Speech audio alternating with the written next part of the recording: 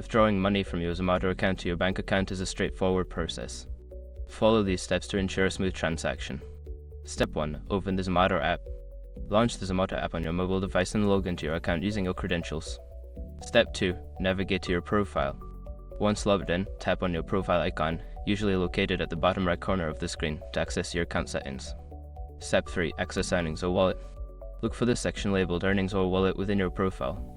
This section contains your available balance and transaction history. Step 4. Select Withdraw option. In the Earnings or Wallet section, find and select the option to withdraw or transfer to bank. This will initiate the process to move funds to your bank account. Step 5. Enter bank details and confirm. Input your bank account details, including your account number and its code. Review the information for accuracy, then confirm the withdrawal request. You should receive a notification once the transaction is processed. Following these steps will help you successfully withdraw your earnings from Zomato to your bank account. If you encounter any issues, consider reaching out to Zomato's customer support for assistance.